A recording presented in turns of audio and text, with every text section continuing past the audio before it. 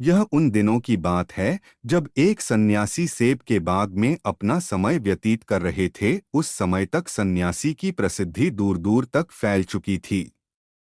लोग अपनी चिंताओं और समस्याओं का समाधान खोजने के लिए दूर दूर से सन्यासी के पास आते थे। ऐसे ही एक दिन जब सन्यासी सेब के जंगल में लोगों को उपदेश दे रहे थे, तो एक आदमी अपने 24 से 25 साल के बेटे के साथ सन्यासी की ओर आ रहा था। जब वे उपदेश स्थल के पास पहुंचे तो सन्यासी ने उनकी ओर देखा और इशारा किया। उसके पास बैठने के लिए जब उपदेश समाप्त हो गया और सभी लोग चले गए, तब सन्यासी ने उस व्यक्ति को अपने पास बुलाया और बैठने को कहा।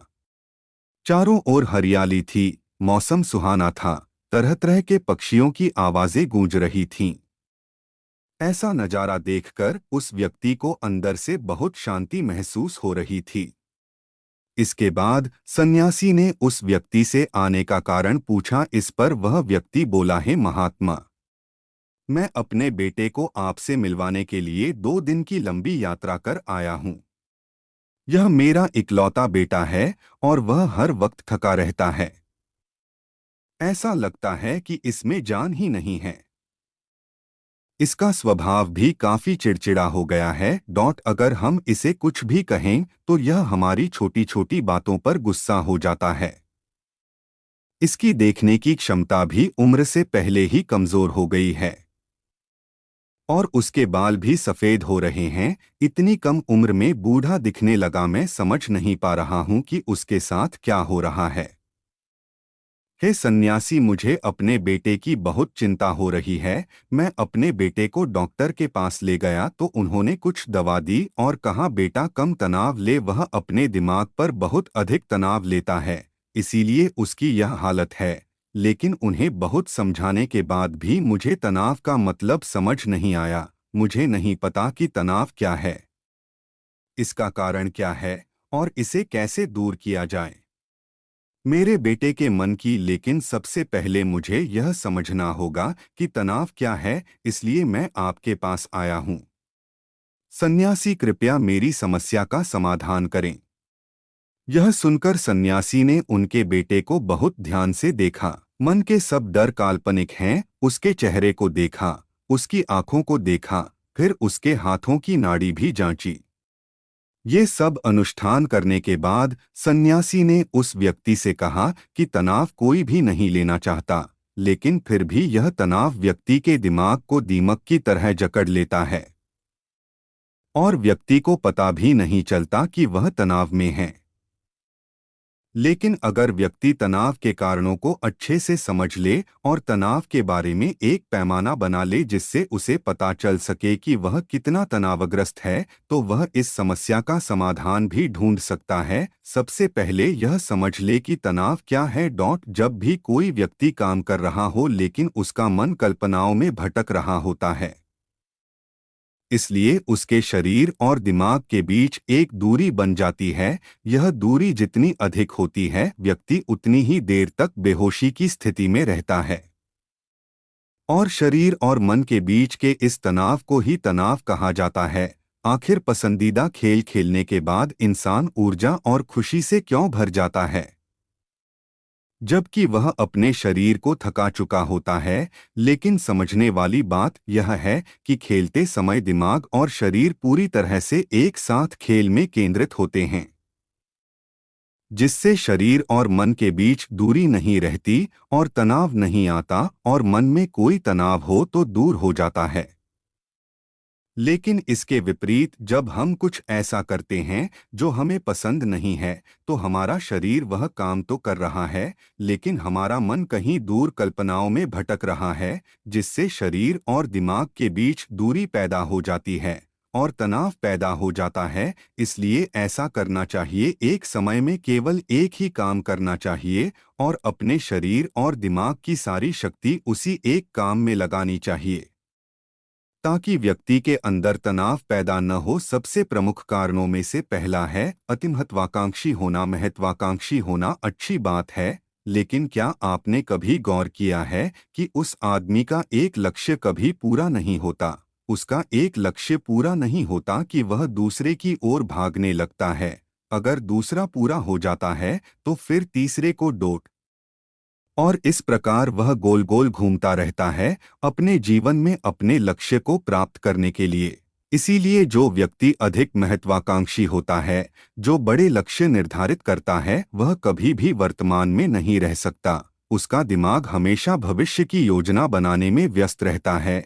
उसका शरीर वर्तमान में रहता है, लेकिन उसका दिमाग भविष्य में रहता है, जिससे इंसान के शरीर के बीच दूरियां पैदा हो जाती हैं और वह तनावपूर्ण जीवन जीने लगता है।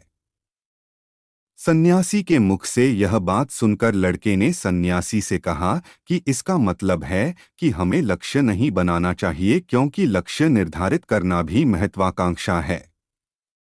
इसी बहाने सन्यासी ने कहा कि जीवन में लक्ष्य रखना कोई गलत बात नहीं है, लेकिन समस्या तब उत्पन्न होती है जब हम अपना सारा ध्यान उस लक्ष्य को प्राप्त करने के परिणाम पर केंद्रित कर देते हैं।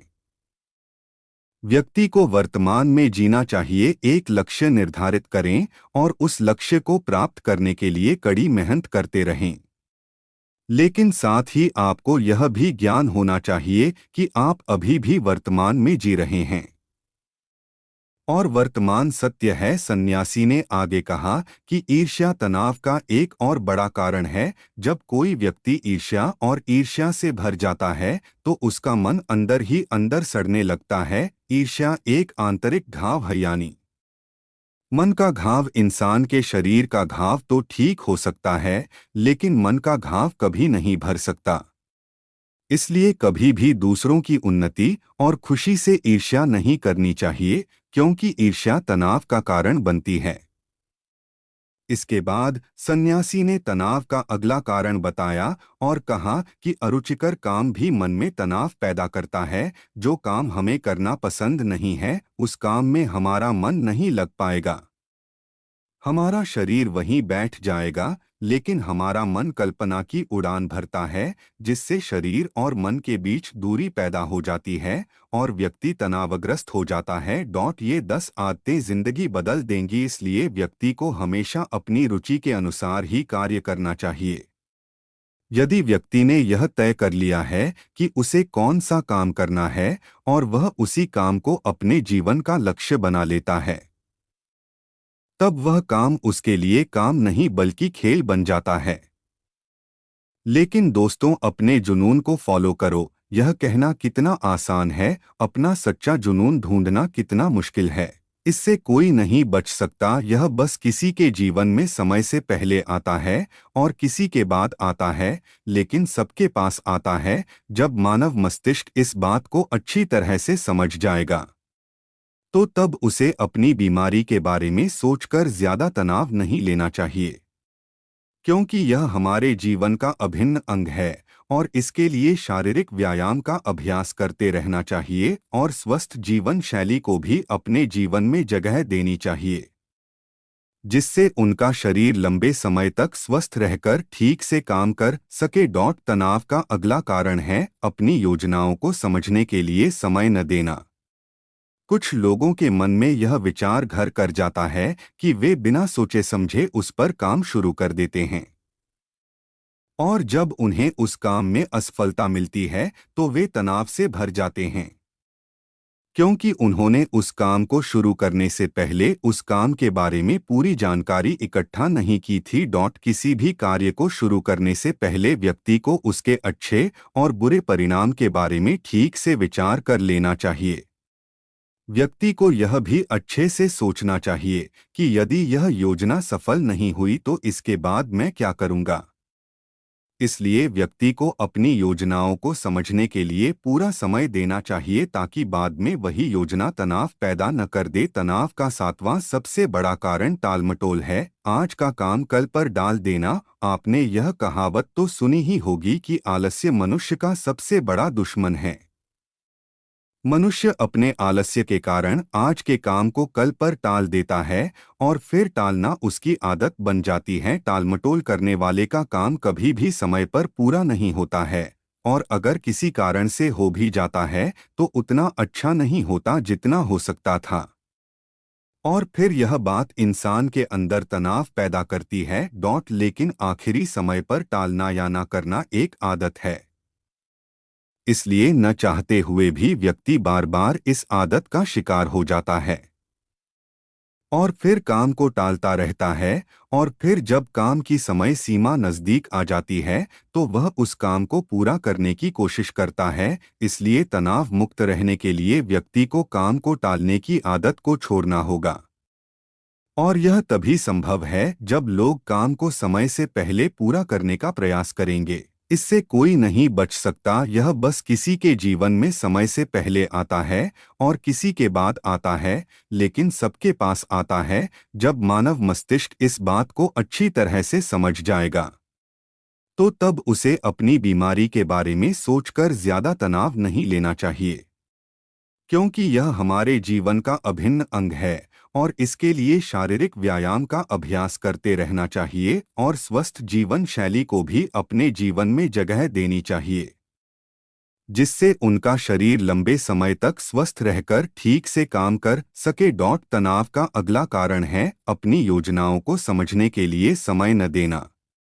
कुछ लोगों के मन में यह विचार घर कर जाता है कि वे बिना सोचे समझे उस पर काम शुरू कर देते हैं और जब उन्हें उस काम में असफलता मिलती है तो वे तनाव से भर जाते हैं, क्योंकि उन्होंने उस काम को शुरू करने से पहले उस काम के बारे में पूरी जानकारी इकट्ठा नहीं की थी।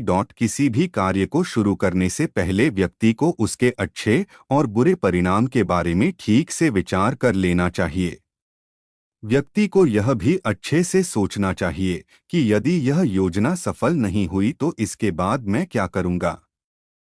इसलिए व्यक्ति को अपनी योजनाओं को समझने के लिए पूरा समय देना चाहिए ताकि बाद में वही योजना तनाव पैदा न कर दे। तनाव का सातवां सबसे बड़ा कारण टालमटोल है। आज का काम कल पर डाल देना। आपने यह कहावत तो सुनी ही होगी कि आलस्य मनुष्य का सबसे बड़ा दुश्मन है। मनुष्य अपने आलस्य के कारण आज के काम को कल पर टाल देता है और फिर टालना उसकी आदत बन जाती है। टालमटोल करने वाले का काम कभी भी समय पर पूरा नहीं होता है और अगर किसी कारण से हो भी जाता है तो उतना अच्छा नहीं होता जितना हो सकता था। और फिर यह बात इंसान के अंदर तनाव पैदा करती है। लेकिन आखिरी समय पर टालना या ना करना एक आदत है, इसलिए न चाहते हुए भी व्यक्ति बार बार इस आदत का शिकार हो जाता है और फिर काम को टालता रहता है। और फिर जब काम की समय सीमा नज़दीक आ जाती है तो वह उस काम को पूरा करने की कोशिश करता है। इसलिए तनाव मुक्त रहने के लिए व्यक्ति को काम को टालने की आदत को छोड़ना होगा और यह तभी संभव है जब लोग काम को समय से पहले पूरा करने का प्रयास करेंगे। तनाव का आखिरी और सबसे बड़ा कारण है ज्यादा सोचना। लगातार सोचना भी एक बीमारी है और यह उन लोगों में सबसे ज्यादा पाई जाती है जो कल्पनाएं करते हैं, जो अतीत की घटनाओं के बारे में सोचते रहते हैं और जो भविष्य के बारे में बेतहाशा अटकलें लगाते हैं। इसलिए व्यक्ति को ज्यादा सोचने की आदत पर अंकुश लगाना चाहिए। उसे जितना हो सके खुद को काम में व्यस्त रखने की कोशिश करनी चाहिए। और प्रतिदिन ध्यान के अभ्यास को अपने जीवन का हिस्सा बनाएं। सन्यासी के मुख से ये सभी बातें सुनकर वह व्यक्ति हाथ जोड़कर बोला, हे सन्यासी, मेरा बेटा अभी सिर्फ 20 साल का है और उसे इतनी समझ भी नहीं है कि वह सभी बातों का पालन कर सके। कृपया तनाव दूर करने का कोई आसान तरीका बताएं ताकि मेरा बेटा भी उसे अपना सके और तनाव मुक्त रह सके। उस व्यक्ति की यह विनती सुनकर सन्यासी ने कुछ सोचते हुए उत्तर दिया, यदि आप इतनी सारी बातों का पालन नहीं कर सकते तो इसके लिए एक बहुत ही आसान तरीका है। आप एक समय में एक ही काम करने पर ध्यान केंद्रित करते हैं। आप उस समय जो कर रहे हैं बस उसी पर ध्यान केंद्रित करें और यदि आपका मन भटकता है तो जैसे ही आपको याद आए अपना ध्यान उस काम पर लौटा दें। तनाव मुक्त रहने का यह सबसे आसान और अच्छा तरीका है। जब आप खाएं तो केवल खाएं, उसके स्वाद का आनंद लें, उसे महसूस करें। जब आप चलें तो अपना ध्यान केवल चलने पर केंद्रित करें। इससे आपका दिमाग और शरीर दोनों एक ही जगह पर केंद्रित रहेंगे। दोनों के बीच कोई दूरी नहीं रहेगी, जो तनाव का मुख्य कारण है। दोस्तों, आज की युवा पीढ़ी एक ही समय में 2 या 3 काम करने की आदी हो गई है। जैसे फोन पर बात करते हुए गाड़ी चलाना, खाना खाते समय टीवी देखना या फोन का इस्तेमाल करना, और फिर उनकी शिकायत रहती है कि मैं तनाव में रहता हूँ, मेरा मन बेचैन रहता है, मैं चिड़चिड़ा हो गया हूँ। जब कोई व्यक्ति एक समय में 3 काम करता है तो यह स्वाभाविक है। तनाव उत्पन्न होना। क्योंकि दिमाग एक समय में एक ही काम पूरे ध्यान से कर सकता है। कभी भी एक ही समय में 2 चीजों पर पूरा ध्यान केंद्रित नहीं कर पाता। इसलिए जहां तक हो सके एक समय में एक ही काम को पूरे ध्यान से करने की कोशिश करें।